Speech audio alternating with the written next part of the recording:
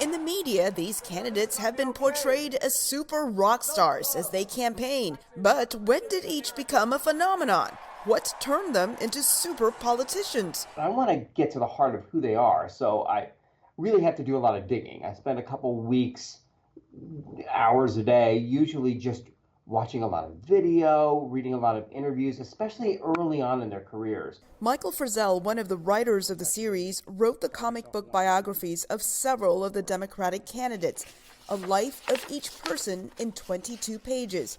The comic books, called Political Power from Tidal Wave Comics, feature candidates including former Vice President Joe Biden and Senator Bernie Sanders. Frizzell says his goal is to inform and entertain readers. I wanted to write that somebody is curious about the person and maybe hasn't made a decision politically on that.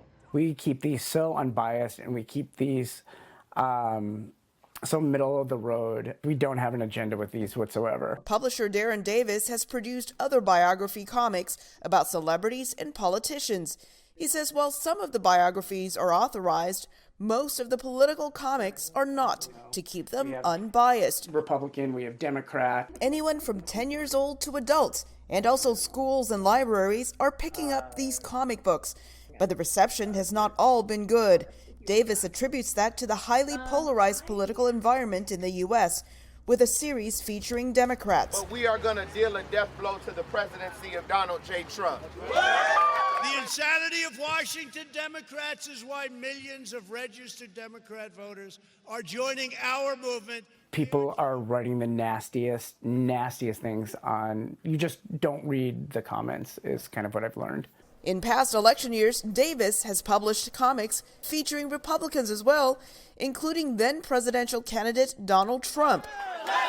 Regardless of who it is, stepping onto the national stage to run for president transforms a person into a super politician. And that comes with a unique power. Rhetoric seems to be their power, I'll tell you that. They're all good at it. The power of speech transferred to the power of the pen as an alternative to traditional media's portrayal of those running to become president of the United States. Elizabeth Lee, VOA News.